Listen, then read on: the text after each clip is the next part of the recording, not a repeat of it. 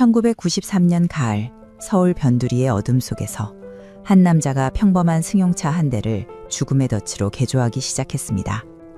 그는 차량 지붕에 가짜 방범등을 달고 문짝에 위조된 운수회사 명칭을 새겨 넣었습니다.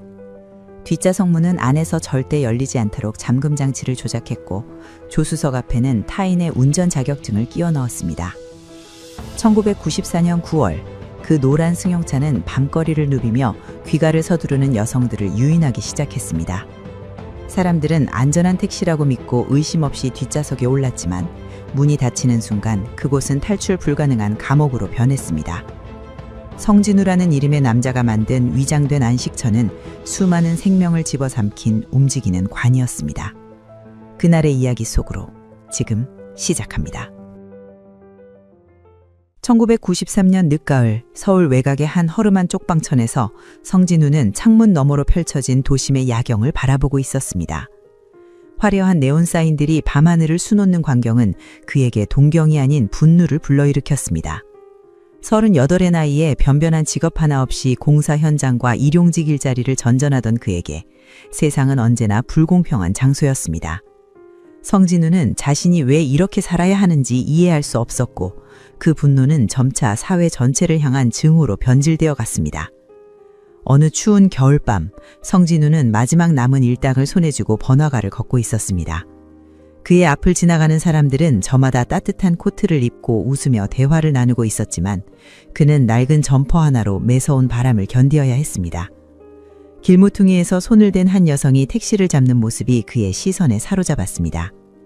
노란 불빛을 켠 택시 한 대가 그녀 앞에 멈춰섰고 여성은 아무런 의심 없이 뒷좌석 문을 열고 안으로 들어갔습니다.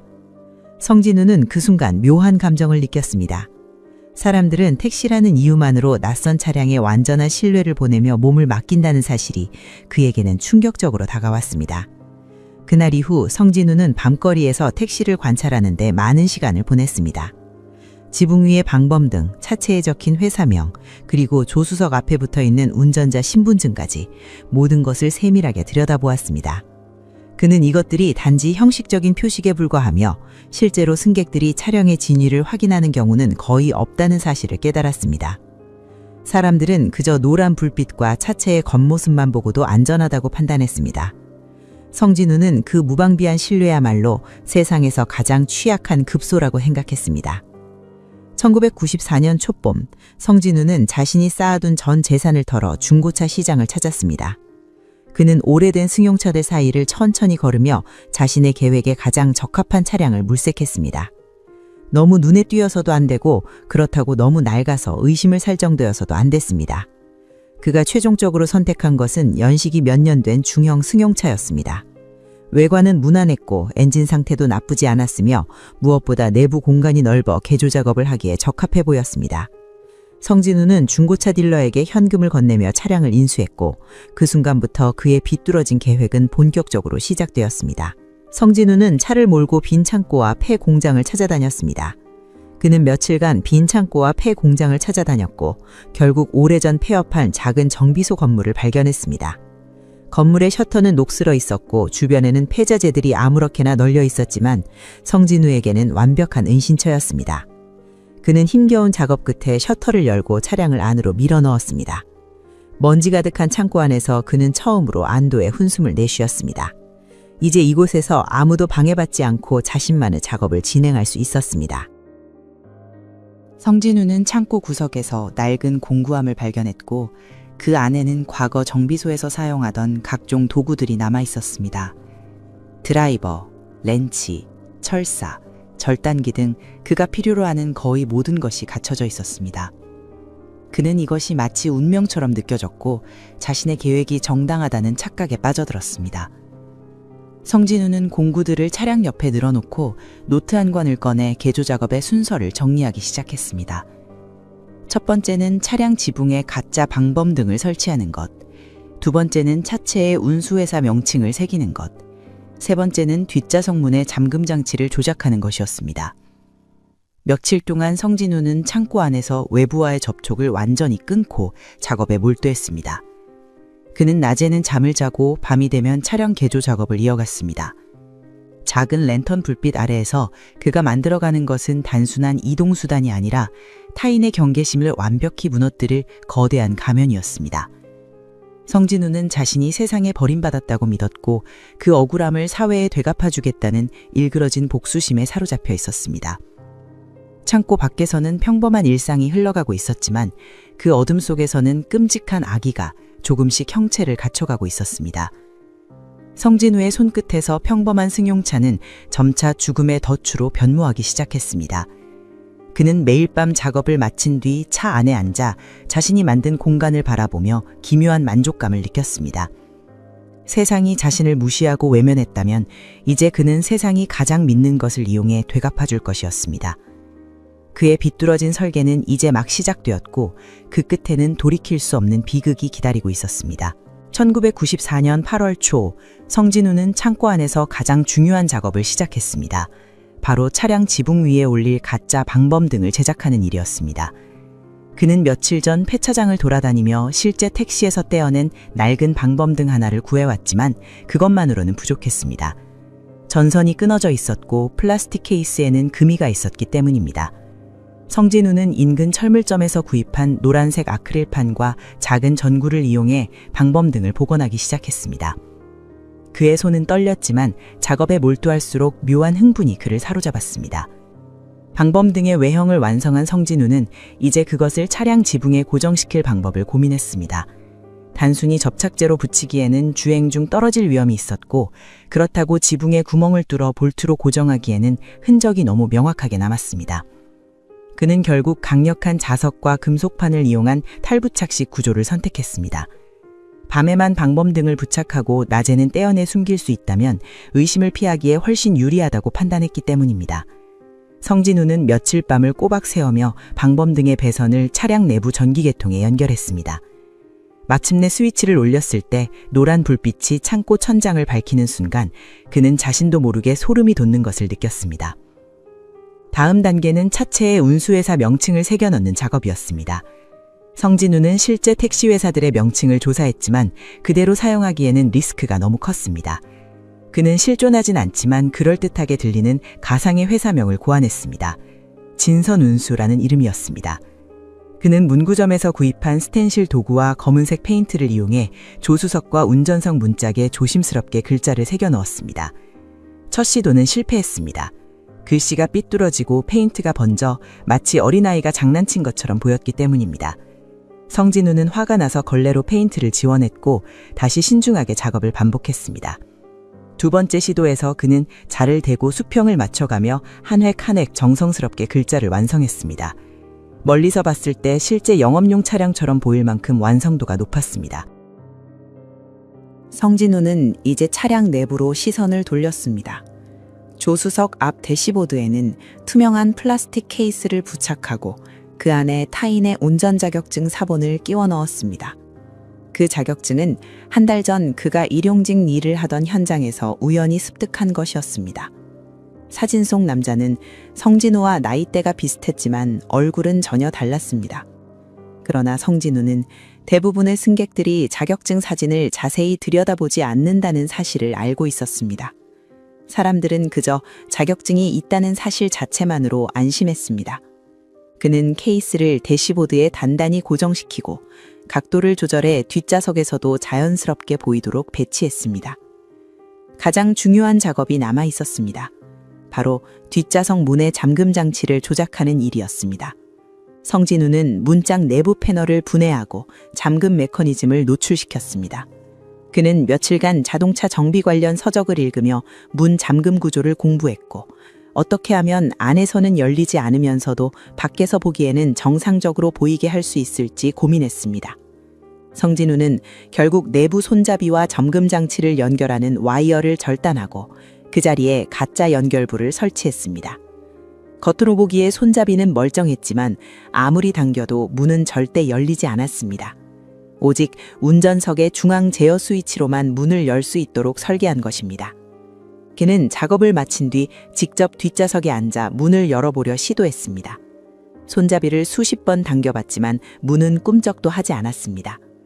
성진우는 만족스러운 미소를 지으며 운전석으로 돌아왔습니다. 이제 차량 내부에 필요한 도구들을 배치할 차례였습니다. 성진우는 운전석 시트 아래 공간에 날카로운 흉기를 숨겼습니다. 그것은 철물점에서 구입한 커터칼과 작은 칼날이었습니다. 그는 또한 조수석 밑 공간에는 두꺼운 테이프와 가는 밧줄을 감춰두었습니다. 모두 사람을 제압하고 결박하는 데 필요한 도구들이었습니다. 성진우는 손이 닿는 거리에 이 물건들을 배치하면서도 겉으로는 절대 드러나지 않도록 치밀하게 위치를 조정했습니다. 그는 심지어 뒷좌석에서 이 물건들이 보이는지 확인하기 위해 여러 각도에서 차 안을 들여다봤습니다. 트렁크도 빠뜨릴 수 없는 공간이었습니다. 성진우는 트렁크 내부를 깨끗이 청소한 뒤 바닥에 두꺼운 비닐 시트를 깔았습니다. 그 위에는 여분의 밧줄과 테이프, 그리고 큰 검은색 쓰레기 봉투 여러 장을 넣어두었습니다. 그는 또한 삽 한 자루와 작은 손전등도 트렁크 구석에 숨겨두었습니다. 모든 것이 치밀하게 계획된 배치였고 각각의 물건에는 그만의 끔찍한 용도가 있었습니다. 성진우는 트렁크 뚜껑을 닫으며 깊게 숨을 들이쉬었습니다. 이제 거의 다 왔다는 생각에 그의 심장은 빠르게 뛰기 시작했습니다. 마지막으로 성진우는 차량 외부를 정비했습니다. 그는 차체에 묻은 먼지와 때를 깨끗이 닦아냈고 타이어 공기압도 점검했습니다. 심지어 유리창을 투명하게 닦아내고 와이퍼도 새 것으로 교체했습니다. 그의 목표는 이 차가 최대한 평범하고 신뢰할 만한 영업용 차량처럼 보이게 만드는 것이었습니다. 낡고 더러운 차에는 아무도 타지 않을 것이기 때문입니다. 성진우는 차량 주변을 천천히 돌며 구석구석을 점검했습니다. 방범등은 제대로 부착되어 있었고 회사명은 그럴듯하게 새겨져 있었으며 전체적인 외관은 평범한 택시와 구별이 불가능했습니다. 8월 중순의 어느 밤, 성진우는 마침내 모든 작업을 완료했습니다. 그는 운전석에 앉아 시동을 걸고 천천히 창고 밖으로 차를 몰고 나왔습니다.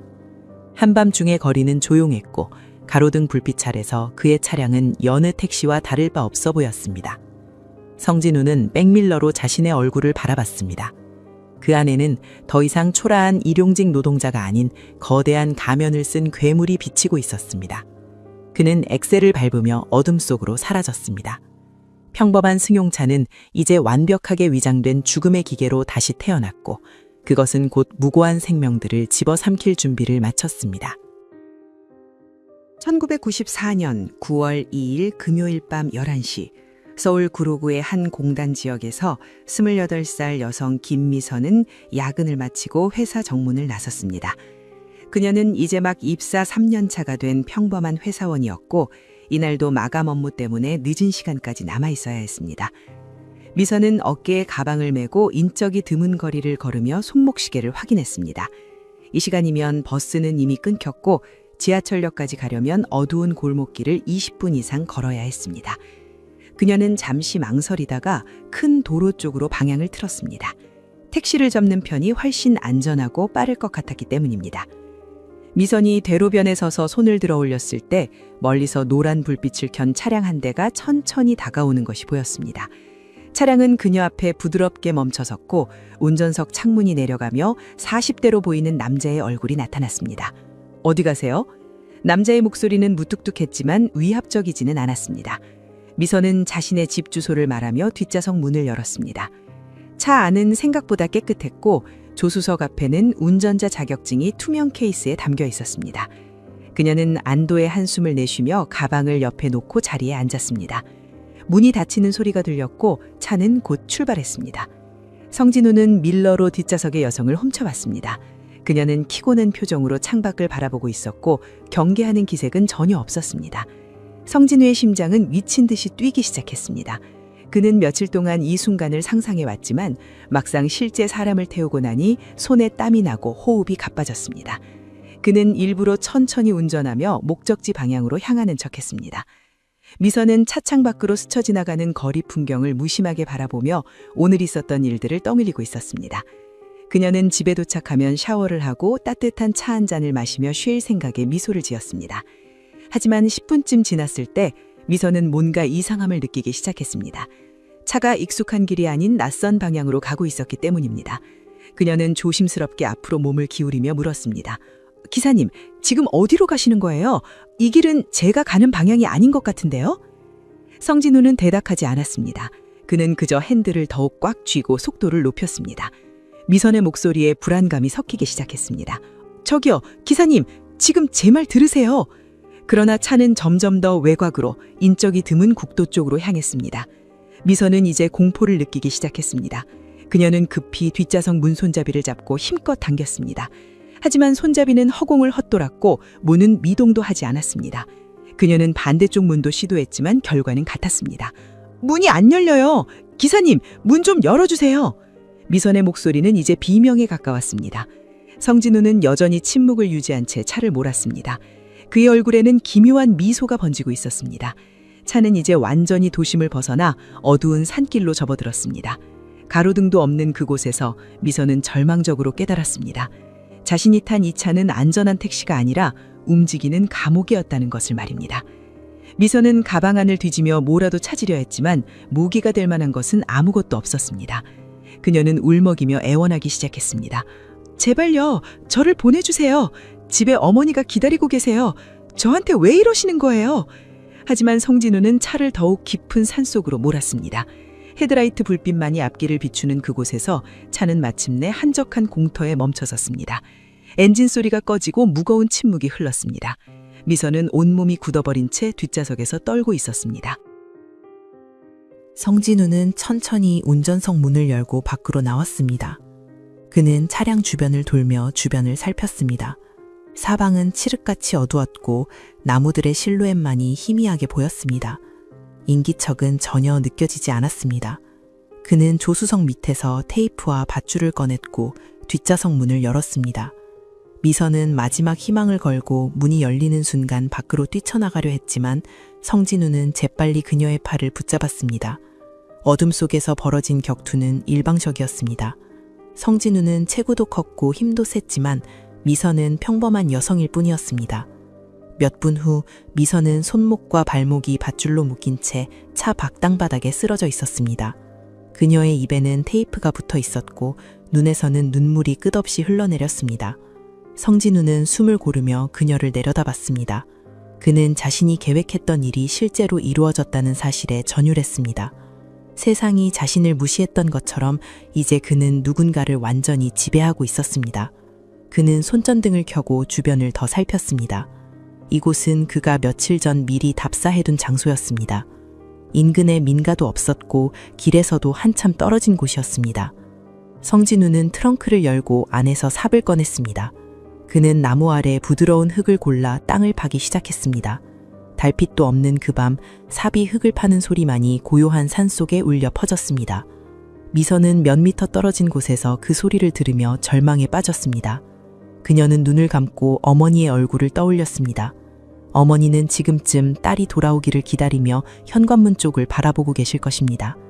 내일 아침이면 회사에서도 그녀를 찾을 것입니다. 하지만 아무도 그녀가 지금 여기 있다는 것을 알 수 없었습니다. 1시간 후 성진우는 다시 운전석에 올라탔습니다. 그의 옷에는 흙이 묻어 있었고 손은 땀과 흙으로 범벅이 되어 있었습니다.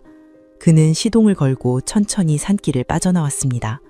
차 안은 이제 텅 비어 있었고 뒷좌석에는 미선이 앉았던 흔적만 희미하게 남아 있었습니다. 성진우는 국도로 접어들며 속도를 줄였습니다. 그는 창문을 열고 밤 공기를 들이마셨습니다. 이상하게도 그의 마음은 평온했습니다. 죄책감이나 후회는 느껴지지 않았습니다. 오히려 그는 자신이 무언가를 성취했다는 기묘한 만족감을 느꼈습니다. 새벽 3시, 성진우는 폐창고로 돌아왔습니다. 그는 차를 안으로 몰아넣고 셔터를 내렸습니다. 창고 안은 어두웠지만 그는 익숙한 손놀림으로 차 지붕에서 방범등을 떼어냈습니다. 그는 랜턴을 켜고 차 내부를 꼼꼼히 청소하기 시작했습니다. 뒷좌석의 머리카락 한 올, 의자 틈새에 끼인 작은 먼지까지 모두 제거했습니다. 성진우는 몇 시간 동안 차를 닦고 정리했습니다. 모든 흔적을 지우는 것이 중요했습니다. 해가 뜨기 시작할 무렵 차량은 다시 평범한 중고 승용차로 돌아가 있었습니다. 성진우는 지친 몸을 창고 구석 매트리스 위에 눕혔습니다. 그는 눈을 감았지만 잠은 오지 않았습니다. 그의 머릿속에서는 이미 다음 사냥에 대한 계획이 짜여지고 있었습니다. 9월 9일 토요일 밤, 성진우는 첫 번째 범행 이후 일주일 만에 다시 거리로 나섰습니다. 이번에는 강남 지역을 목표로 삼았습니다. 그는 번화가 골목길을 천천히 돌며 사냥감을 물색했습니다. 밤 10시가 넘자 유흥가에서는 사람들이 하나둘씩 빠져나오기 시작했고 성진우는 인적이 드문 이면도로 쪽에 차를 세워두고 기다렸습니다. 그의 차량은 이제 완벽한 위장을 갖추고 있었습니다. 지붕의 방범등은 밝게 빛나고 있었고 차체의 회사명도 자연스러워 보였습니다. 30분쯤 지났을 때 한 여성이 비틀거리며 골목을 걸어 나왔습니다. 32살의 박혜진은 회식 자리에서 과음을 했고 친구들과 헤어진 뒤 혼자 택시를 잡으려 하고 있었습니다. 그녀는 핸드백을 가슴에 꼭 안은 채 큰 길로 나가려 했지만 하이힐을 신은 발이 자꾸 비틀렸습니다. 바로 그때 성진우의 차가 그녀 옆에 천천히 멈춰섰습니다. 손님, 어디 가세요? 성진우는 일부러 친절한 목소리를 냈습니다. 혜진은 취기가 올라 제대로 판단할 수 없는 상태였고 그저 택시가 왔다는 사실에 안도하며 뒷문을 열고 탔습니다. 차가 출발하자 혜진은 뒷좌석에 몸을 기댄 채 눈을 감았습니다. 그녀는 머리가 지끈거렸고 토할 것 같은 기분이 들었습니다. 성진우는 백문어로 그녀의 상태를 확인했습니다. 완벽한 타이밍이었습니다. 의식이 흐릿한 상태의 승객은 주변을 제대로 인식하지 못했기 때문입니다. 그는 차를 몰아 강남을 벗어나 경기도 외곽으로 향했습니다. 20분쯤 지났을 때 혜진은 차가 너무 오래 달린다는 것을 어렴풋이 느꼈지만 술기운 때문에 명확하게 생각할 수 없었습니다. 그녀는 중얼거리듯 물었습니다. 기사님, 집이 어디예요? 왜 이렇게 멀어요? 성진우는 대답 대신 속도를 높였습니다. 고속도로로 진입한 차량은 시속 100km가 넘는 속도로 질주하기 시작했습니다. 혜진은 이제 뭔가 잘못되었다는 것을 느꼈지만 몸이 말을 듣지 않았습니다. 그녀는 가까스로 문 손잡이를 잡고 당겼지만 문은 열리지 않았습니다. 공포가 술기운을 몰아냈고 혜진은 비명을 질렀습니다. 여기가 어디예요? 차 세워요! 하지만 성진우는 이미 고속도로 휴게소를 통과하고 있었습니다. 그때 놀라운 일이 벌어졌습니다. 휴게소를 빠져나가는 구간에서 경찰 검문이 진행되고 있었던 것입니다. 성진우의 심장이 멈추는 듯했습니다. 그러나 그는 당황하지 않았습니다. 그는 차를 천천히 감속시키며 검문 차량 앞에 멈춰섰습니다. 경찰관이 창문 쪽으로 다가오자 성진우는 창문을 내리고 친절하게 인사했습니다. 안녕하세요, 경찰관님. 뒷좌석의 혜진은 이것이 자신을 구할 마지막 기회라는 것을 깨달았습니다. 그녀는 소리를 지르려 했지만 성진우는 재빠르게 뒤를 돌아보며 낮은 목소리로 말했습니다. 여보, 괜찮아? 술이 많이 취했네? 조금만 참아, 곧 집이야. 경찰관은 손전등으로 차 안을 비췄습니다. 뒷좌석에는 술에 취한 여성이 몸을 가누지 못한 채 앉아 있었고 운전자는 걱정스러운 표정으로 그녀를 돌아보고 있었습니다. 경찰관의 눈에는 그저 남편이 술 취한 아내를 데려가는 평범한 광경으로 보였습니다. 음주운전 아니시죠? 성진우는 고개를 저었습니다. 아닙니다. 제 아내가 회식하고 연락이 와서 데리러 갔어요. 제가 한 잔도 안 했습니다. 경찰관은 고개를 끄덕이며 손을 흔들었습니다. 조심히 들어가세요. 성진우는 공손하게 인사하고 천천히 출발했습니다. 혜진은 절망했습니다. 경찰이 바로 옆에 있었는데도 자신을 구해주지 못했던 것입니다. 그녀는 울먹이며 다시 소리를 지르려 했지만 성진우는 이미 검문소를 한참 지나쳐 어두운 국도로 접어든 뒤였습니다. 조용히 해. 소리 질러봤자 아무도 안 들려. 성진우의 목소리는 차갑고 단호했습니다. 그는 방금 전 검문을 무사히 통과했다는 사실에 묘한 쾌감을 느꼈습니다. 위장술이 완벽하게 작동했고 경찰조차 속일 수 있다는 자신감이 생겼습니다. 차는 이제 인적 없는 산길로 깊숙이 들어가고 있었습니다. 1시간 후 성진우는 다시 혼자 차를 몰고 돌아오고 있었습니다. 뒷좌석은 비어 있었고 그의 옷에는 흙먼지가 묻어 있었습니다. 그는 이번에도 완벽하게 일을 처리했다고 생각했습니다. 고속도로로 진입하며 그는 라디오를 켰습니다. 심야 음악 프로그램에서는 잔잔한 발라드가 흘러나오고 있었고 성진우는 그 음악을 들으며 편안한 표정을 지었습니다. 그에게 방금 전까지의 일은 마치 일상적인 업무를 마친 것처럼 아무렇지도 않게 느껴졌습니다. 9월 15일 목요일, 성진우는 세 번째 사냥을 나섰습니다. 이번에는 대학가를 목표로 삼았습니다. 밤 11시가 넘은 시각, 도서관에서 공부하다 나온 24살 대학생 이수진이 그의 차에 올랐습니다. 수진은 다음 날 있을 시험 때문에 늦은 시간까지 도서관에 남아 있었고 기숙사로 돌아가기 위해 택시를 탔습니다. 그녀는 평소 조심성이 많은 편이었지만 차량의 방범등과 회사명 그리고 운전자 자격증을 확인한 뒤 안심하고 탑승했습니다. 성진우는 이제 범행이 익숙해져 있었습니다. 그는 아무렇지도 않게 대화를 나누며 수진의 경계심을 누그러뜨렸습니다. 학생이세요? 이 시간까지 공부하느라 힘들었겠네요. 수진은 피곤한 얼굴로 고개를 끄덕였습니다. 네, 시험이 내일이라서요. 성진우는 친절하게 대답했습니다. 요즘 학생들 정말 고생이 많아요. 제 조카도 대학생인데 맨날 도서관에 산다고 하더라고요. 이런 일상적인 대화는 수진을 완전히 안심시켰습니다. 그녀는 창밖을 바라보며 내일 시험에 대해 생각했습니다. 하지만 15분쯤 지났을 때 차가 기숙사와는 전혀 다른 방향으로 가고 있다는 것을 깨달았습니다. 기사님, 지금 잘못 가시는 것 같은데요? 수진의 목소리에 불안감이 배어나왔습니다. 성진우는 더 이상 친절한 척을 할 필요가 없었습니다. 그는 침묵한 채 속도를 높였습니다. 수진은 즉시 문을 열려고 했지만 이미 늦었습니다. 문은 안에서 절대 열리지 않았고 차는 빠른 속도로 도시를 벗어나고 있었습니다. 그는 뒤로 팔을 뻗어 수진의 가방을 낚아챘고 수진은 필사적으로 저항했습니다. 하지만 좁은 차 안에서 그녀가 할 수 있는 일은 거의 없었습니다. 성진우는 가방을 조수석으로 던져버리고 다시 차를 몰기 시작했습니다. 수진은 울면서 애원했습니다. 제발 저를 보내주세요. 제가 뭘 잘못했어요? 돈이 필요하시면 드릴게요. 부모님께 연락해서 얼마든지 준비할 수 있어요. 하지만 성진우는 아무 반응도 보이지 않았습니다. 차는 이미 외곽의 산길에 접어들었고 주변은 칠흑같이 어두웠습니다. 수진은 창밖으로 보이는 어둠을 바라보며 공포에 떨었습니다. 그녀는 내일 시험을 볼 수 없을 것이라는 사실보다 자신이 이곳에서 살아 돌아가지 못할지도 모른다는 두려움에 온몸이 얼어붙었습니다. 새벽 4시, 성진우는 또다시 폐창고로 돌아왔습니다. 그는 이제 일련의 과정이 완전히 체계화되어 있었습니다.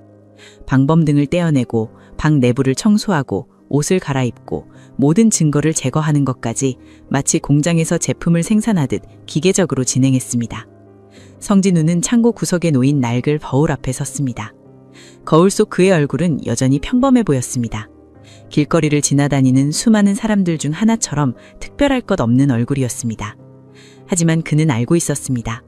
자신이 이제 더 이상 평범한 사람이 아니라는 것을 말입니다. 그는 밤마다 가면을 쓰고 거리를 누비는 포식자가 되어 있었고 그 사실이 그에게는 왜곡된 자부심으로 느껴졌습니다. 9월 20일 화요일 밤 10시 30분 성진우는 네 번째 사냥을 위해 영등포구 일대를 배회하고 있었습니다. 이번에는 공단 지역 근처의 주택가를 목표로 삼았습니다. 그곳에는 늦은 시간까지 일하는 여성 노동자들이 많았고 택시를 이용하는 사람들도 많았기 때문입니다.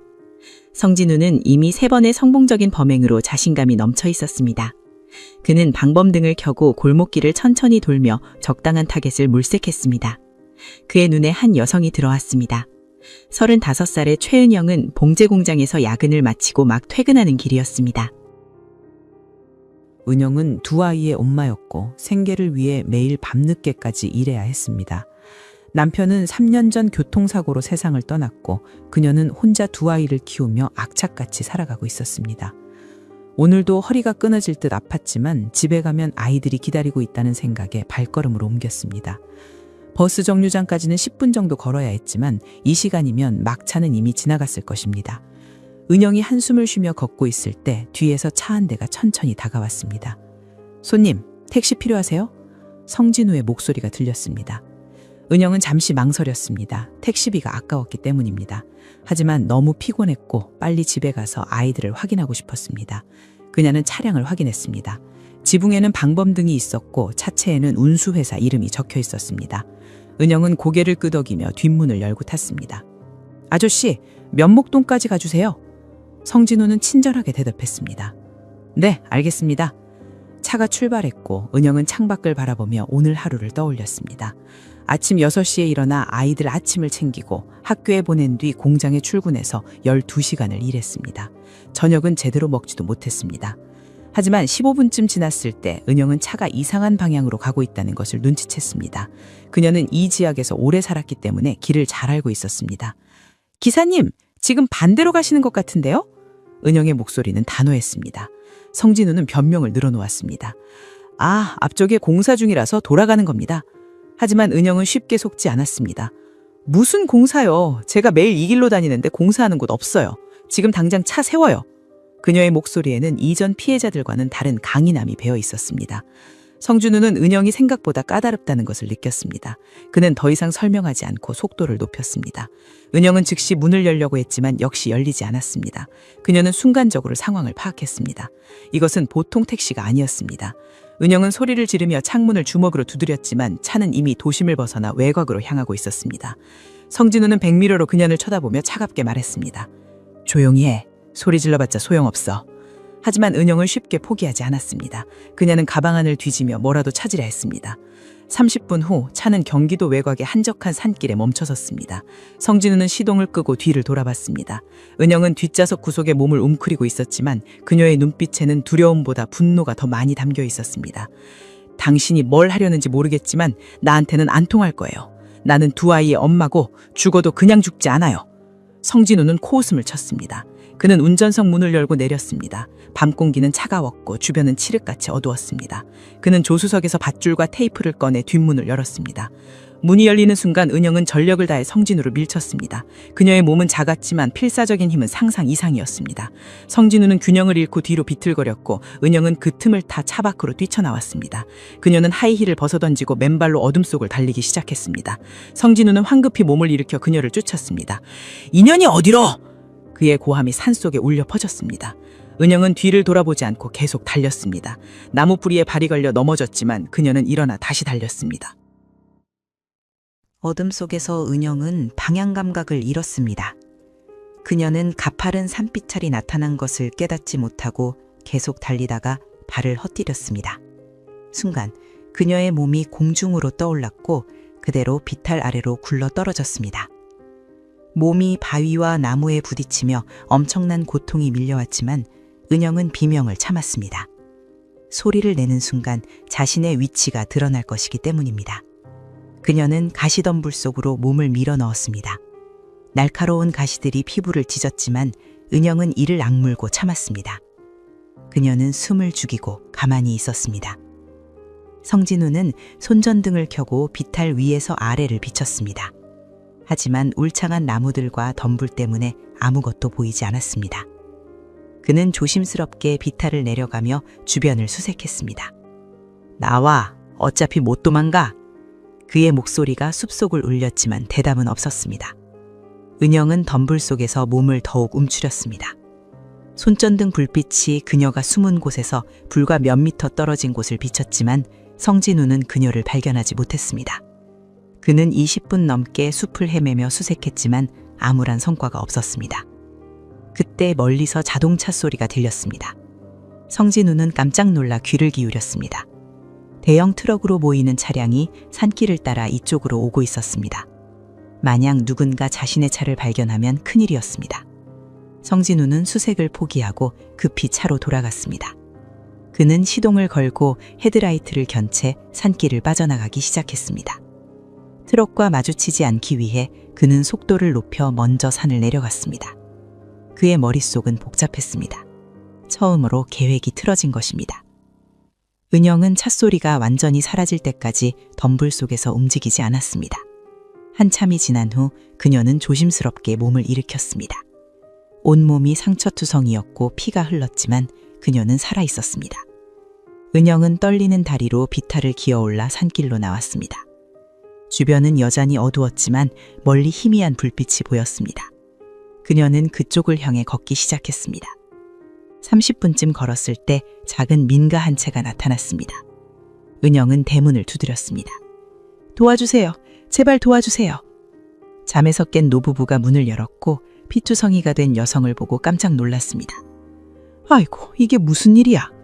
노인은 은영을 집 안으로 들여보냈고 노파는 급히 경찰에 신고했습니다. 은영은 소파에 앉아 온몸을 떨며 울었습니다. 두려움과 안도감이 동시에 밀려왔습니다. 그녀는 아이들의 얼굴을 떠올렸습니다.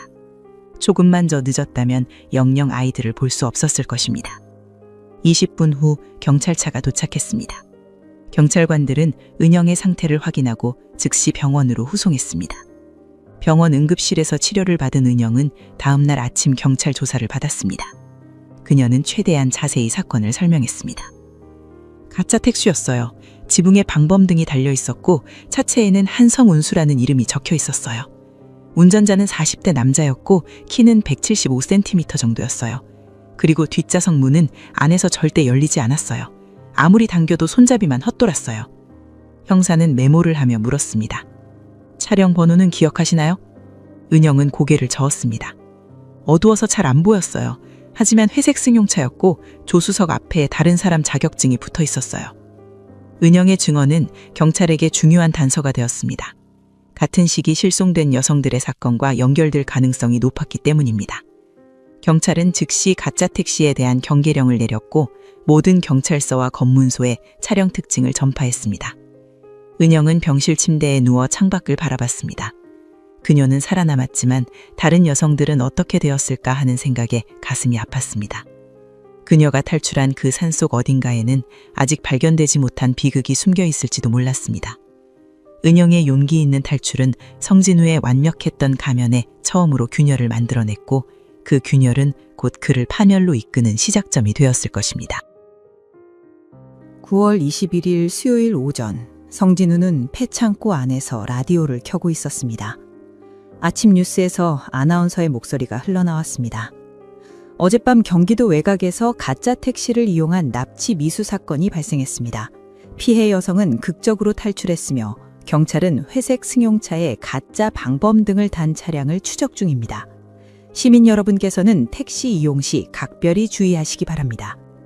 성진우의 손에서 커피잔이 떨어져 바닥에 깨졌습니다. 그는 즉시 라디오 볼륨을 높였지만 뉴스는 이미 다른 소식으로 넘어간 뒤였습니다. 성진우는 창고 안을 서성이며 생각했습니다. 그 여자가 살아남았다는 것이 믿기지 않았습니다.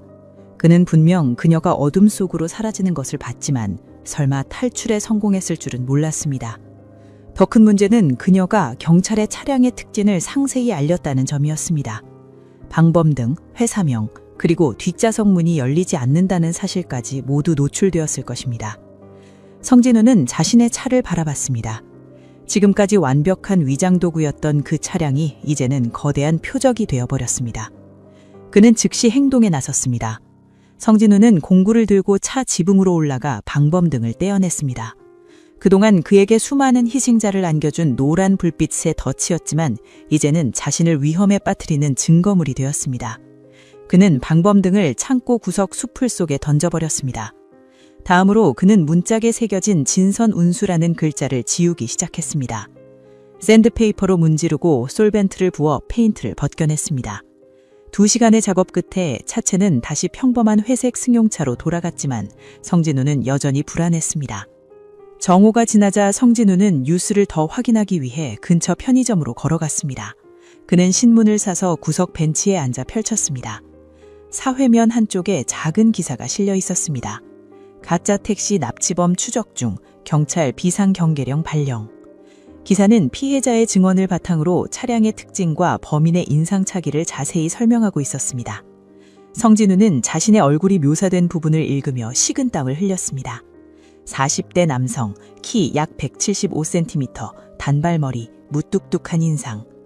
거리를 지나다니는 수많은 남자들에게 해당되는 평범한 묘사였지만 성진우는 누군가 자신을 알아볼 것 같은 공포를 느꼈습니다. 그날 밤 성진우는 차를 몰고 창고를 나섰습니다. 방범등을 떼어냈기 때문에 이제 그의 차는 일반 승용차처럼 보였습니다. 하지만 문제는 차량 번호판이었습니다. 혹시 생존자가 번호판을 기억하고 있다면 그것만으로도 추적이 가능했습니다. 성진우는 한적한 주차장을 돌며 비스턴 차종의 차량을 찾았습니다.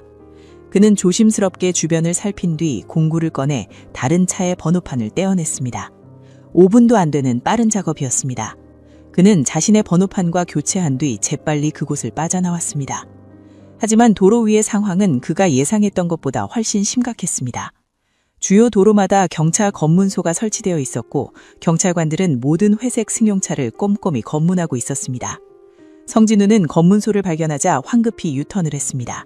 하지만 그 행동이 오히려 경찰의 주목을 끌었습니다. 한 경찰관이 무전기를 들고 뭔가를 보고하는 것이 보였습니다. 성진우는 심장이 터질 때 뛰는 것을 느끼며 샛길로 빠져들었습니다.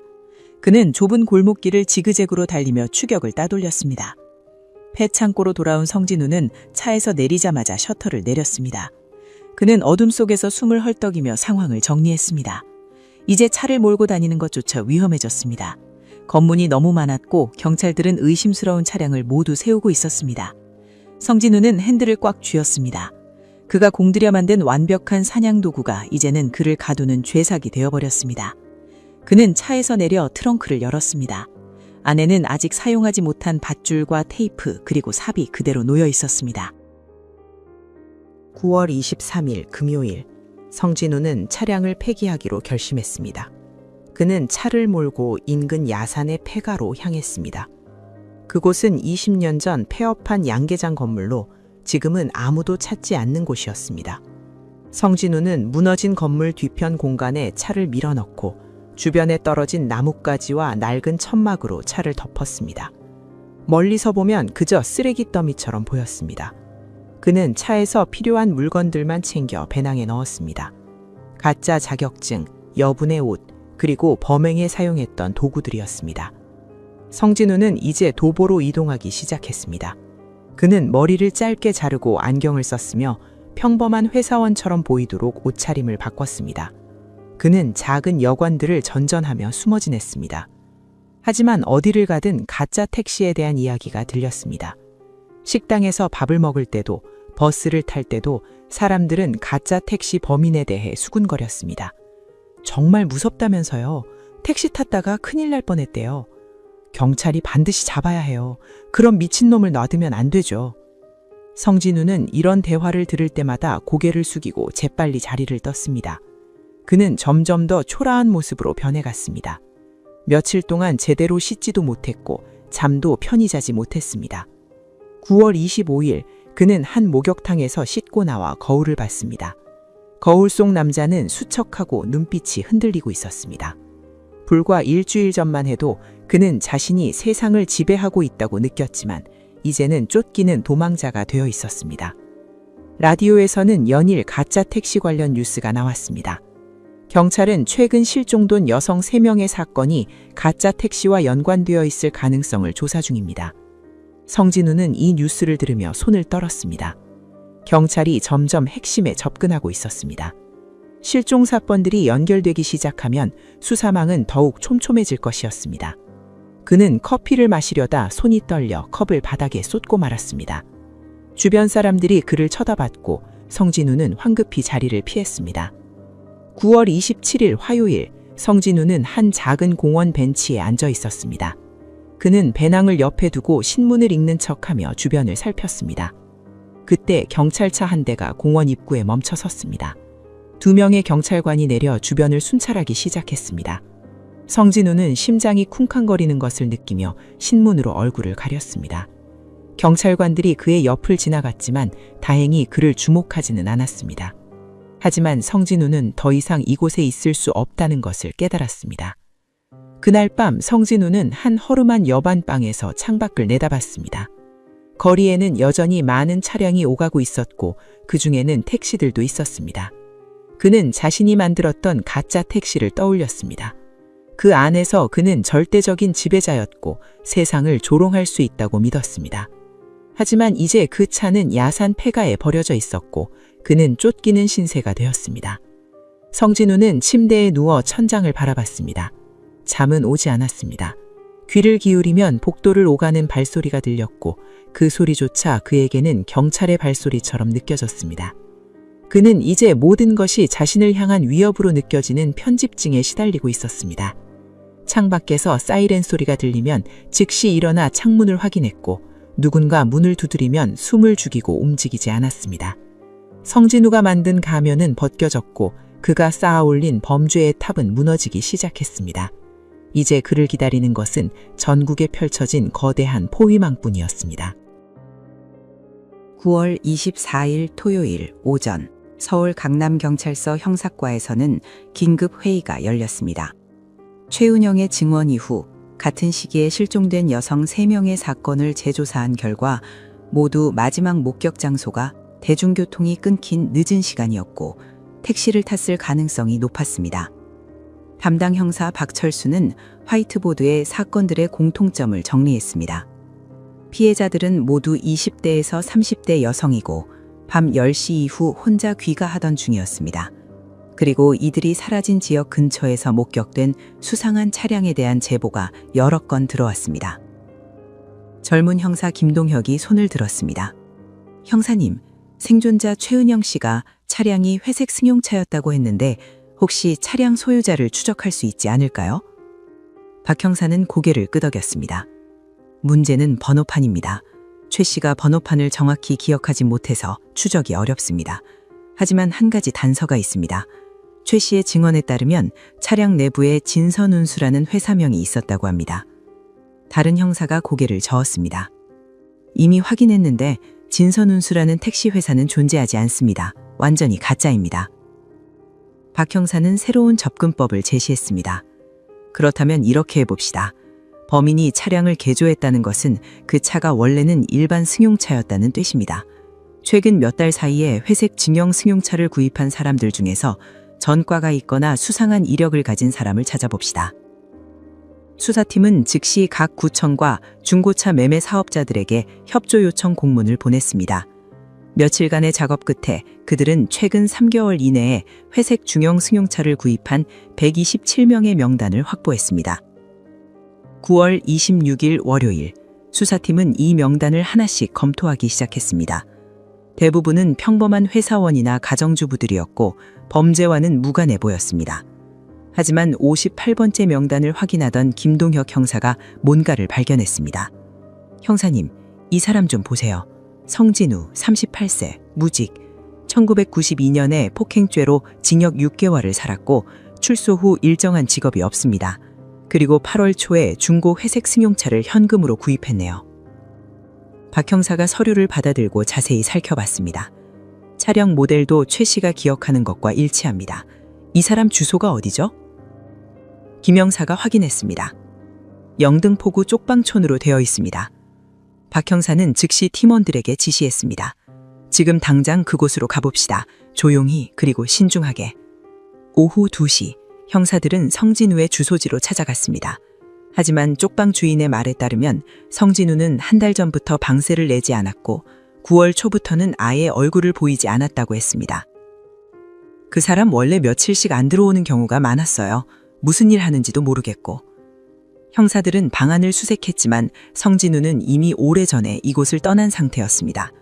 하지만 형사들은 방 한쪽 구석에서 중요한 증거를 발견했습니다. 찢어진 노트 조각들이었습니다. 김 형사가 조심스럽게 모아 맞춰보니 그것은 차량 개조에 대한 메모였습니다. 방범등 설치 완료, 문 잠금 장치 조작 완료, 회사명 페인팅 완료라는 글씨가 희미하게 남아 있었습니다. 박 형사는 즉시 본청에 연락했습니다. 용의자를 특정했습니다. 성진우 38세, 전국에 수배령을 내려주십시오.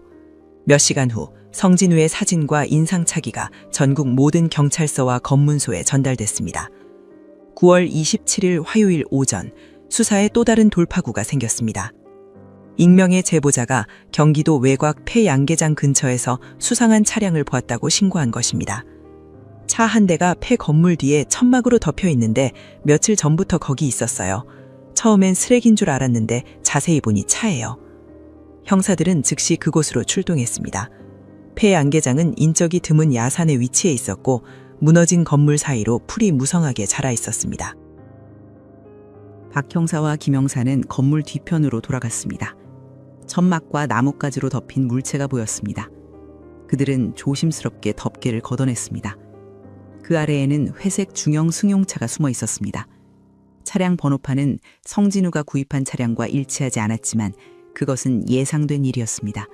범인이 번호판을 바꿔 달았을 가능성이 높았기 때문입니다.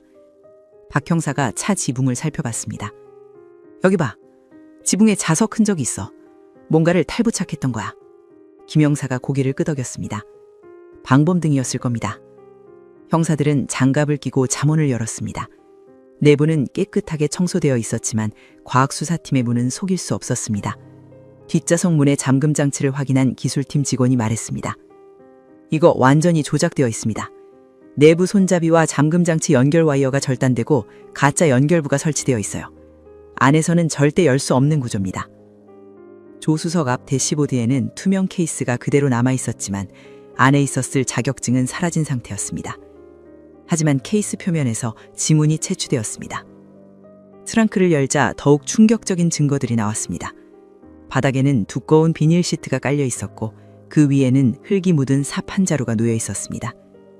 구석에는 사용하지 않은 밧줄과 테이프가 남아 있었습니다. 김 형사가 트렁크 바닥을 자세히 살펴보다가 작은 물건을 발견했습니다. 머리핀 하나와 작은 귀걸이였습니다. 이것들 증거물로 확보합시다. 실종자들의 유품일 가능성이 있습니다.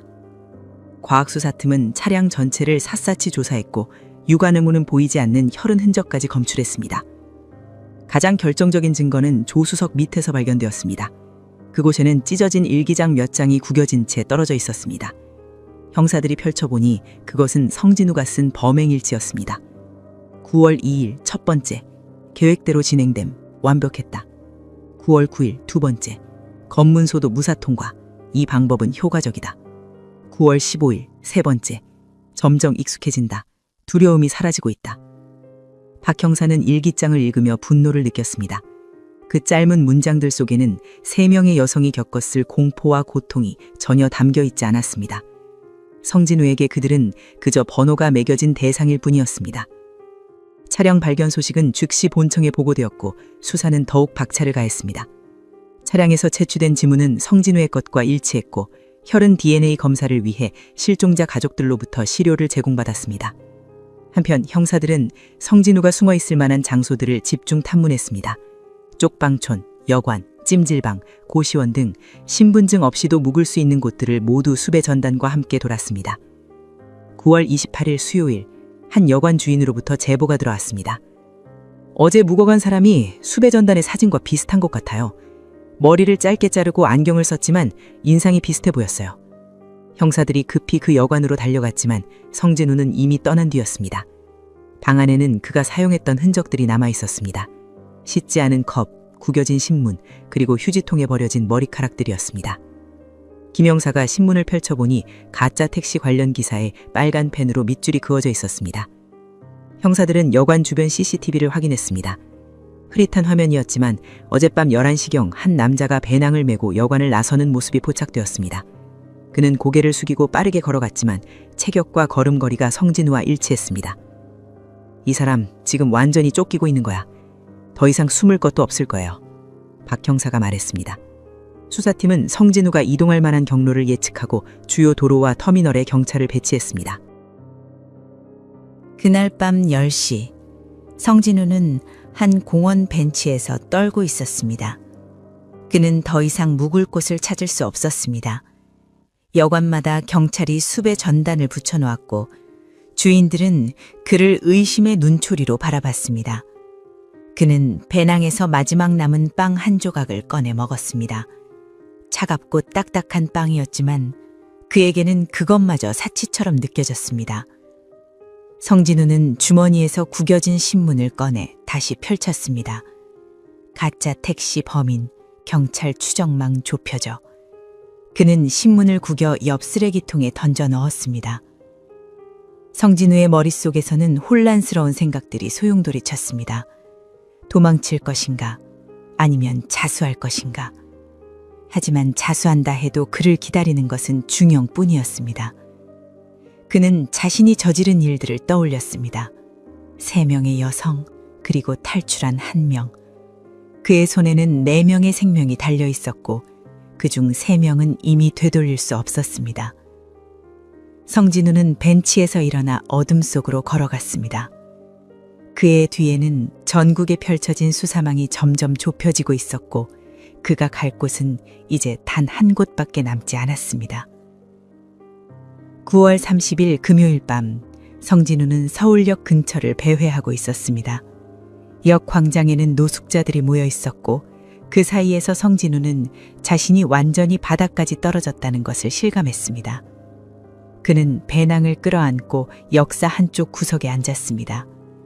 차가운 타일 바닥의 냉기가 온몸으로 전해졌지만 그는 움직일 기력도 없었습니다. 며칠째 제대로 먹지도 자지도 못했고 정신은 점점 더 흐려져 갔습니다.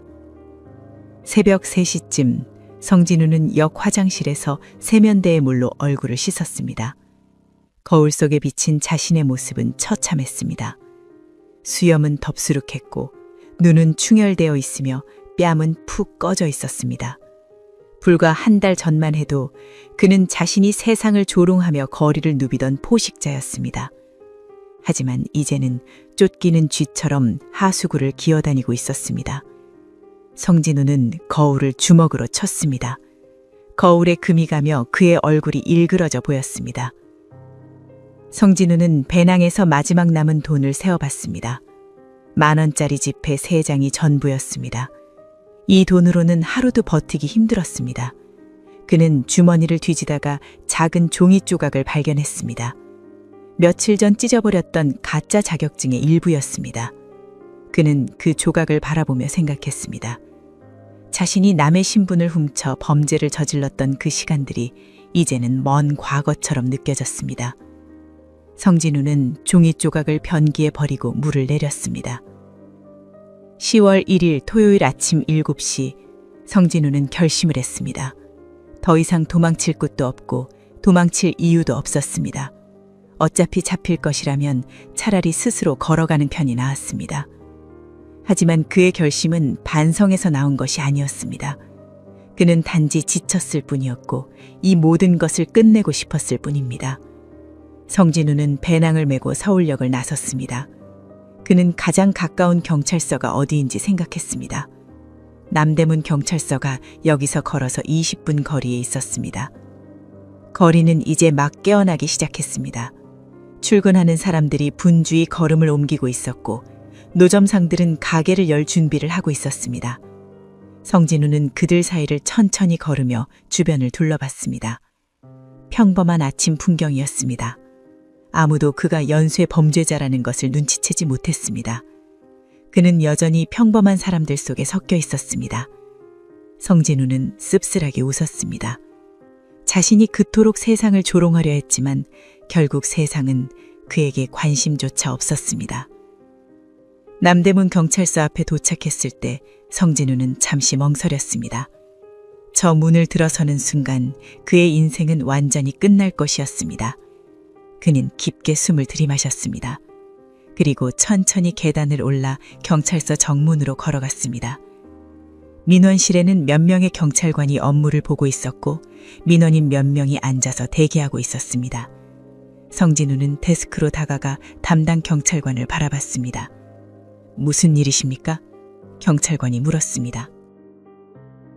성진우는 잠시 침묵했다가 입을 열었습니다. 저는 가짜 택시 사건의 범인입니다. 자수하러 왔습니다. 데스크의 경찰관은 순간 멈칫했습니다. 그는 성진우의 얼굴을 자세히 쳐다봤습니다. 꾀죄죄한 행색의 남자였지만 인상차기가 수배전당과 비슷했습니다. 경찰관은 즉시 무전기를 들었습니다. 형사과로 연락 바랍니다. 가짜 택시 사건 용의자가 자수했습니다. 순식간에 경찰서 안이 술렁이기 시작했습니다. 5분도 안 되어 박철수 형사와 김동혁 형사가 민원실로 달려왔습니다. 그들은 성진우를 보자마자 신원을 확인했습니다. 이름이 어떻게 되십니까? 성진우입니다. 생년월일은? 성진우가 생년월일을 말하자 형사들은 수배자료와 대조했습니다. 일치했습니다. 박 형사는 성진우에게 수갑을 채우며 말했습니다. 성진우, 당신을 살인 및 살인미수 혐의로 긴급 체포합니다. 묵비권을 행사할 수 있으며 변호인의 조력을 받을 권리가 있습니다. 성진우는 아무 저항도 하지 않았습니다. 그는 순순히 수갑을 차고 형사들을 따라 조사실로 향했습니다. 복도를 걸으며 그는 고개를 숙이지 않았습니다. 오히려 그는 정면을 바라보며 당당하게 걸었습니다. 그 모습에 형사들은 묘한 불쾌감을 느꼈습니다. 보통 자수하는 범인들은 고개를 숙이고 울먹이기 마련인데 성진우에게서는 그런 모습을 전혀 찾아볼 수 없었습니다. 취조실에 들어간 성진우는 의자에 앉았습니다. 박 형사가 그의 맞은편에 앉으며 물었습니다. 왜 자수했습니까? 성진우는 잠시 생각하다가 대답했습니다. 더 이상 도망칠 곳이 없었습니다. 어차피 잡힐 거면 제 발로 걸어오는 게 낫다고 생각했습니다. 그의 목소리에는 후회나 반성의 기미가 전혀 없었습니다. 단지 피곤함과 체념만이 배어 있었습니다. 김 형사가 파일을 펼치며 물었습니다. 9월 2일, 9일, 15일, 그리고 20일. 이 날짜들에 대해 아는 게 있습니까? 성진우는 고개를 끄덕였습니다. 제가 범행을 저지른 날입니다. 몇 명의 피해자가 있습니까? 4명입니다. 그중 1명은 도망쳤고요. 성진우는 마치 업무 보고를 하듯 담담하게 대답했습니다. 형사들은 그의 태도에 경악했습니다. 당신은 지금 4명의 여성을 납치하고 그중 3명을 살해한 혐의를 받고 있습니다. 그런데 왜 그렇게 태연합니까? 성진우는 어깨를 으쓱했습니다. 이미 저지른 일인데 어쩌겠습니까? 후회한다고 달라질 것도 없고요. 박 형사는 주먹을 쥐며 참았습니다. 그는 수십 년간 형사 생활을 하면서 많은 범죄자들을 봤지만 성진우만큼 뻔뻔한 사람은 처음이었습니다. 피해자들의 시신은 어디에 있습니까? 성진우는 고개를 들어 천장을 바라봤습니다. 경기도 외곽 산속입니다. 정확한 위치는 제가 직접 가야 할 수 있습니다. 다음 날인 10월 2일, 성진우는 형사들의 인솔하에 현장으로 향했습니다. 그는 수갑을 찬 채 경찰차 뒷좌석에 앉아 창밖을 바라봤습니다. 도시를 벗어나 외곽으로 갈수록 그의 표정은 더욱 무덤덤해졌습니다. 차량이 산길로 접어들자 성진우가 입을 열었습니다. 이쪽입니다. 여기서 좌회전하세요. 형사들은 그의 지시대로 차를 몰았습니다. 20분쯤 달린 뒤 성진우가 말했습니다. 여기입니다. 여기서 내려야 합니다. 경찰차가 멈추고 성진우는 차에서 내렸습니다. 그는 주변을 둘러보며 방향을 확인했습니다. 저 나무 아래쪽입니다. 그는 마치 산책을 나온 사람처럼 여유롭게 걸어갔습니다. 형사들과 과학수사팀이 그를 따라갔습니다. 성진우는 한 지점에 멈춰서서 발로 땅을 가리켰습니다. 첫 번째 피해자는 여기입니다. 발굴팀이 즉시 삽을 들고 작업을 시작했습니다. 1m쯤 땅을 파자 흙 속에서 무언가 드러났습니다. 형사들은 비닐에 감싸진 물체를 조심스럽게 끌어올렸습니다. 성진우는 그 광경을 무표정하게 바라봤습니다. 옆에서 한 젊은 경찰관이 구토를 하는 소리가 들렸지만 그는 전혀 동요하지 않았습니다. 박 형사가 그에게 다가가 물었습니다. 다른 피해자들은 어디 있습니까? 성진우는 주변을 둘러보며 다른 지점들을 가리켰습니다. 두 번째는 저쪽 바위 옆이고 세 번째는 저 개울 근처입니다. 발굴 작업은 오후 내내 계속되었고 성진우의 진술대로 3명의 피해자 유해가 발견되었습니다. 저녁 무렵 성진우는 다시 취조실로 돌아왔습니다. 그는 의자에 앉아 물을 마시며 형사들을 바라봤습니다. 김 형사가 물었습니다. 당신은 어떻게 그렇게 태어날 수 있습니까? 죄책감이 없습니까? 성진우는 잠시 생각하다가 대답했습니다. 죄책감이요? 글쎄요, 느껴지지 않네요. 저는 그저 제가 계획한 일을 실행했을 뿐입니다. 그의 대답에 취조실 안의 분위기는 얼어붙었습니다. 박 형사는 참을 수 없다는 듯 소리쳤습니다. 당신이 죽인 사람들에게는 가족이 있었습니다. 김미선 씨는 혼자 사는 어머니가 기다리고 있었고 박혜진 씨는 다음 주에 친구 결혼식에 갈 예정이었어요.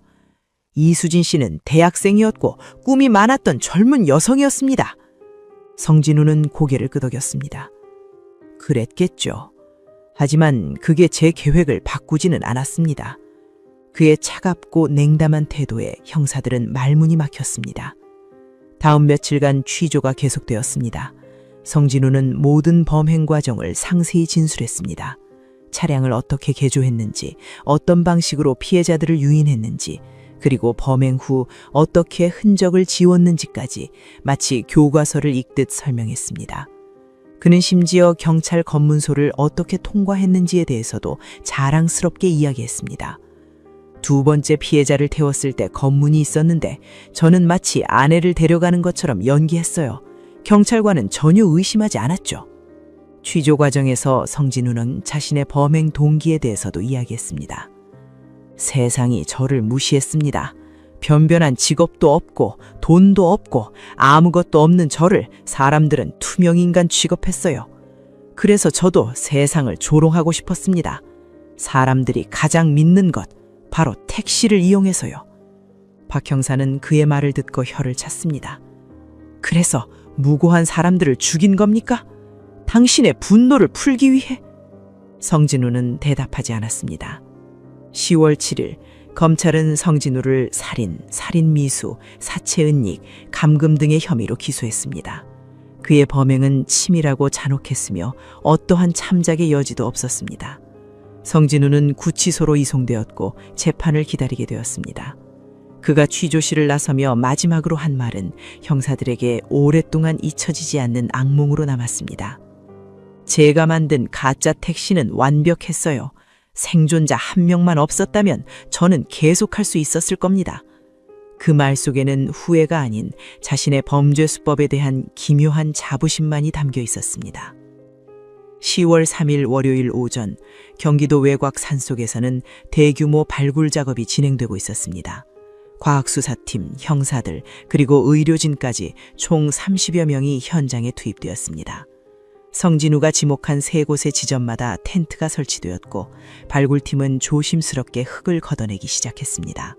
산속은 고요했지만 삽이 흙을 파는 소리와 무전기 소리가 울려 퍼지며 그 정적을 깨뜨렸습니다. 첫 번째 지점에서 작업하던 팀이 가장 먼저 무언가를 발견했습니다.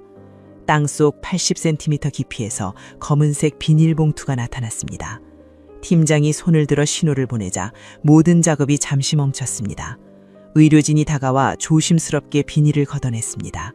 그 안에는 김미선으로 추정되는 유해가 있었습니다. 현장에 있던 젊은 경찰관 한 명이 고개를 돌리고 구토를 했습니다. 박철수 형사는 그 광경을 바라보며 주먹을 꽉 쥐었습니다.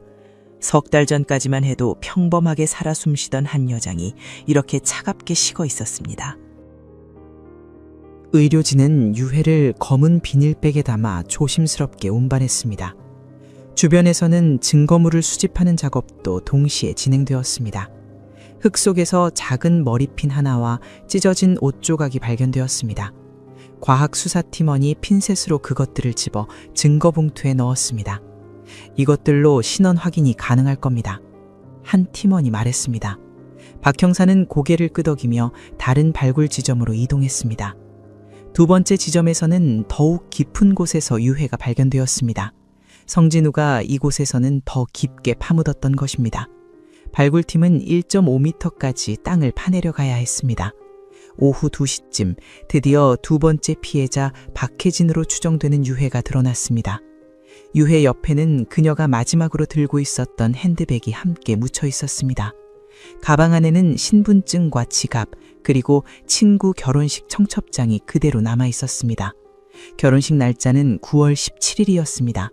그녀는 그 결혼식에 가지 못했습니다. 김동혁 형사가 청첩장을 보며 눈시울을 붉혔습니다. 불과 일주일 후에 친구 결혼식이었는데 그의 목소리가 떨렸습니다. 박 형사가 그의 어깨에 손을 올렸습니다. 우리가 할 수 있는 건 진실을 밝히고 범인을 처벌하는 것뿐이야.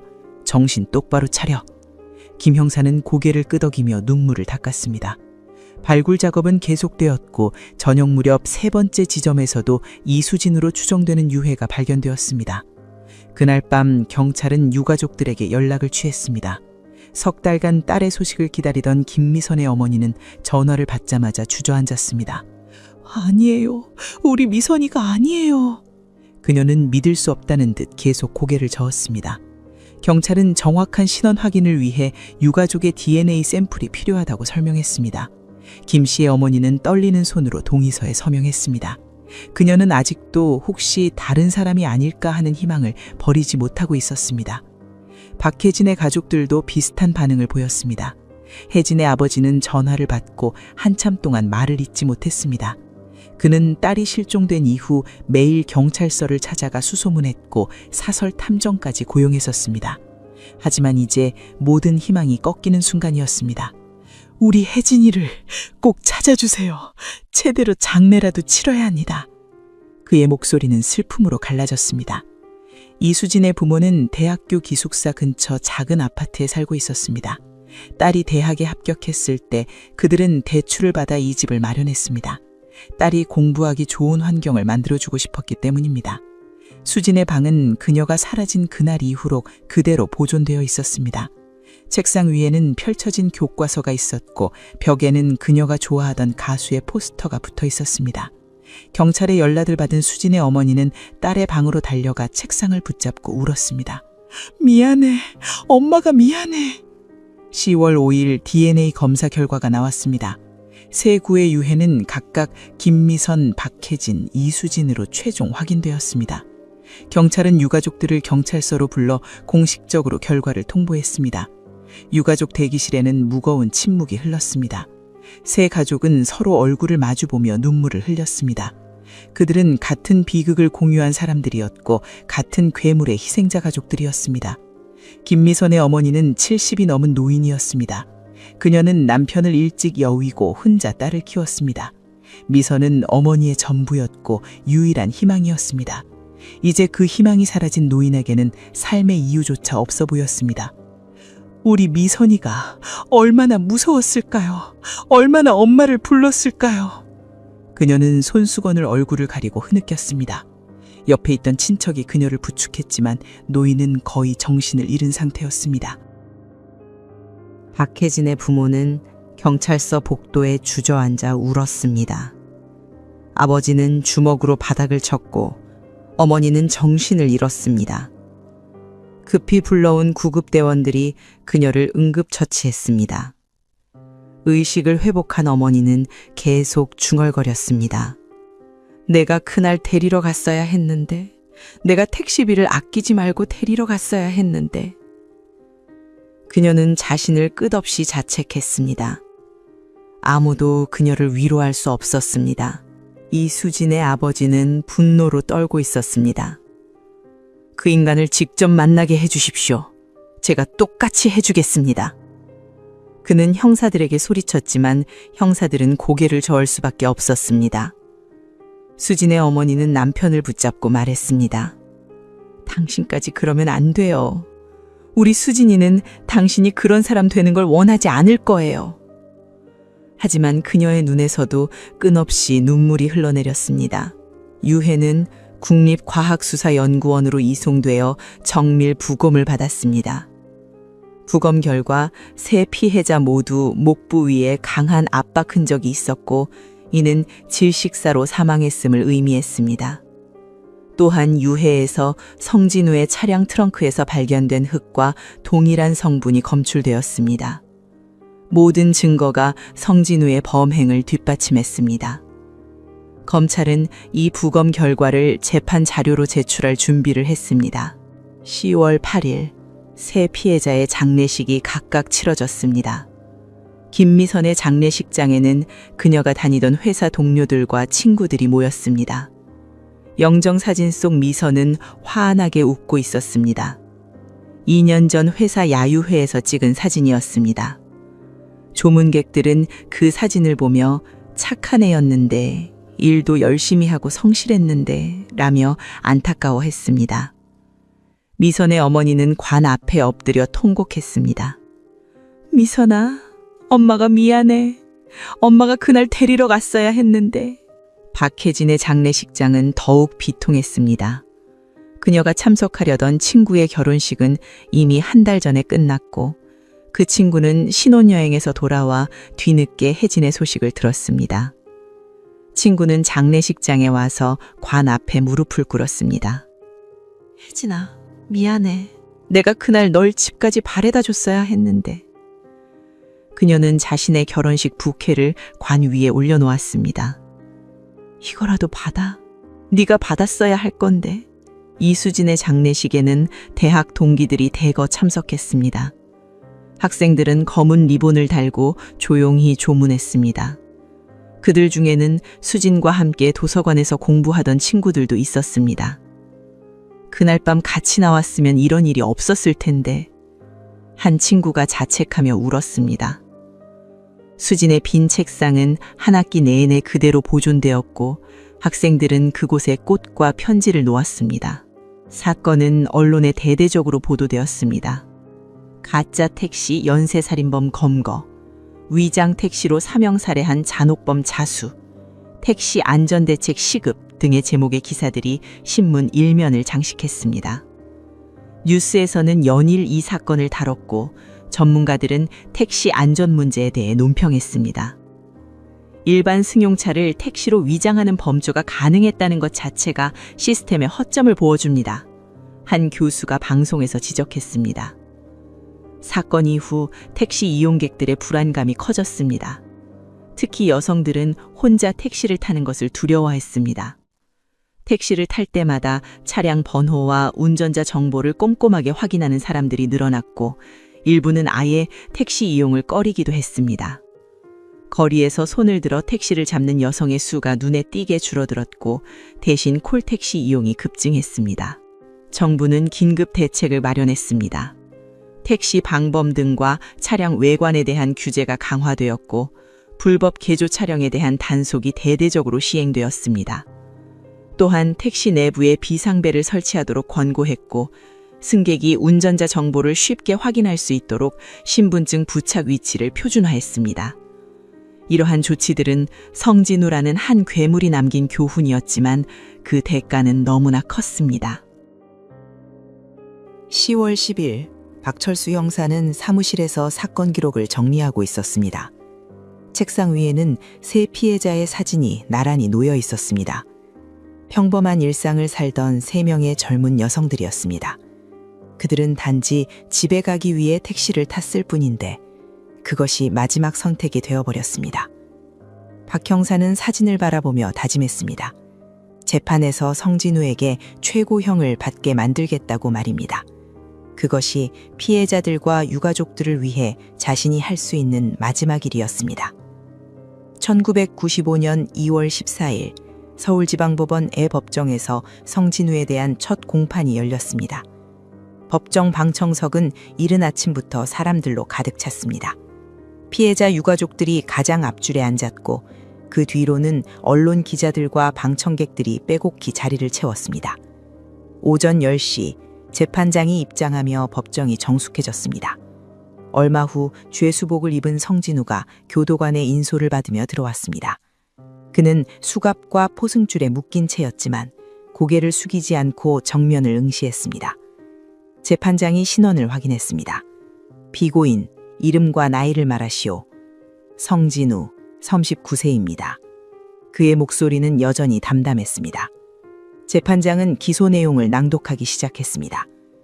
피고인은 1994년 9월 2일부터 9월 20일까지 총 4회에 걸쳐 일반 승용차를 택시로 위장하여 귀가 중이던 여성들을 납치하고 그중 3명을 살해한 혐의로 기소되었습니다. 방청석에서 흐느끼는 소리가 들렸습니다. 김미선의 어머니였습니다. 검사가 일어나 공소 사실을 진술하기 시작했습니다. 피고인은 치밀한 계획하에 범행을 저질렀습니다. 차량 지붕에 가짜 방범 등을 설치하고 차체에 존재하지 않는 운수회사 명칭을 새겨 넣었으며 뒷좌석 문에 잠금 장치를 조작하여 승객이 탈출할 수 없도록 만들었습니다. 검사는 증거물을 하나씩 제시했습니다. 성진우가 사용했던 차량 사진, 개조된 잠금 장치, 범행 도구들, 그리고 그가 직접 작성한 범행일지 조각들이 법정에 공개되었습니다. 변호인이 반론을 제기했습니다. 피고인은 극심한 경제적 어려움과 사회적 소외감으로 인해 정신적으로 불안정한 상태였습니다. 이는 심신미약 상태로 볼 여지가 있습니다. 하지만 검사는 즉시 반박했습니다. 피고인의 범행은 몇 달에 걸친 치밀한 준비 끝에 이루어졌습니다. 차량 개조, 위장 수법, 범행 후 증거인멸까지 모든 과정이 계획적이고 조직적이었습니다. 이는 심신미약과는 거리가 멉니다. 재판장은 고개를 끄덕이며 기록을 정리했습니다. 다음 공판에서는 증인신문이 진행되었습니다. 생존자 최은영이 증인석에 섰습니다. 그녀는 석 달 만에 성진우와 다시 마주했습니다. 은영은 떨리는 목소리로 그날 밤의 일을 증언했습니다. 차에 탔을 때는 평범한 택시라고 생각했어요. 하지만 문이 닫힌 순간 저는 함정에 빠진 걸 알았습니다. 손잡이를 아무리 당겨도 문은 열리지 않았고 차는 점점 어두운 곳으로 향했어요. 그녀의 눈물에서 눈물이 흘러내렸습니다. 저는 살기 위해 필사적으로 싸웠어요. 그리고 운 좋게 도망칠 수 있었죠. 하지만 다른 분들은... 은영은 말을 잇지 못하고 흐느꼈습니다. 방청석의 유가족들도 함께 울었습니다. 재판장이 잠시 후정을 선언했고 은영은 지인의 부축을 받으며 법정을 나섰습니다. 복도에서 그녀는 피해자 유가족들과 마주쳤습니다. 이수진의 어머니가 은영의 손을 잡았습니다. 당신 덕분에 그 악마를 잡을 수 있었어요. 고맙습니다. 은영은 고개를 저었습니다. 죄송해요. 제가 더 빨리 신고했다면 다른 분들도... 수진의 어머니는 그녀를 꽉 안았습니다. 당신 잘못이 아니에요. 절대 아니에요.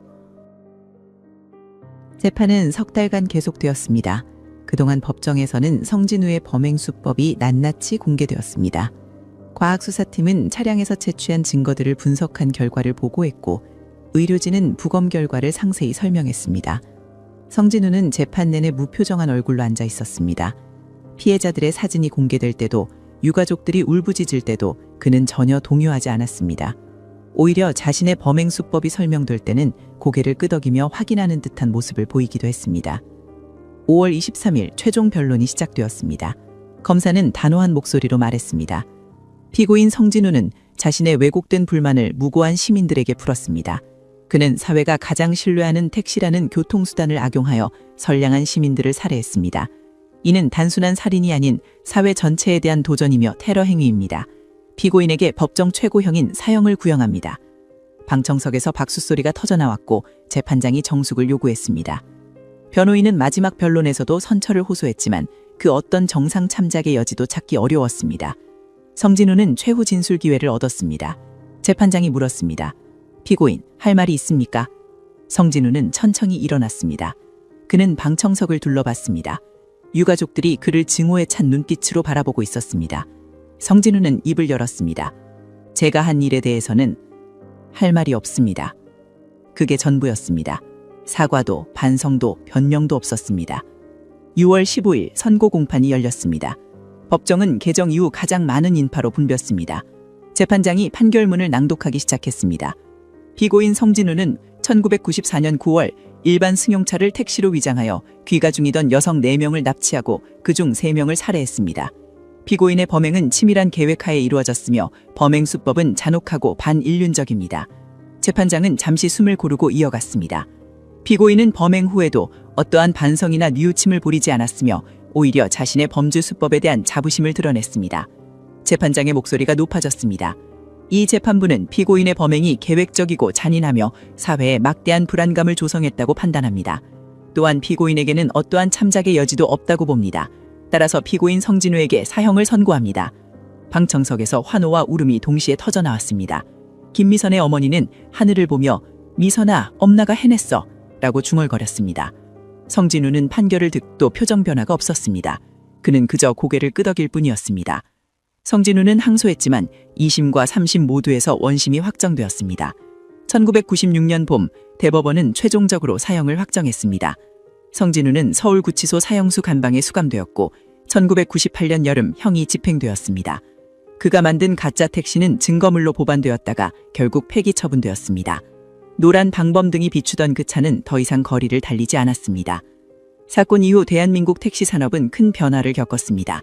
정부는 택시 외관에 대한 엄격한 규제를 도입했고 방범등과 차량 도색에 대한 표준을 만들었습니다.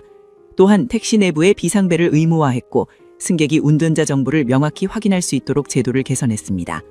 콜택시 시스템도 대폭 확대되어 승객들이 차량 정보를 사전에 확인할 수 있게 되었습니다. 이 모든 변화는 성진우가 만든 공포에서 탄생한 안전장치들이었습니다. 생존자 최은영은 사건 이후 심각한 외상 후 스트레스 장애를 겪었습니다. 그녀는 한동안 택시는 물론 어떤 차도 탈 수 없었고 밤에는 악몽에 시달렸습니다. 하지만 그녀는 상담과 치료를 통해 조금씩 회복 나갔습니다.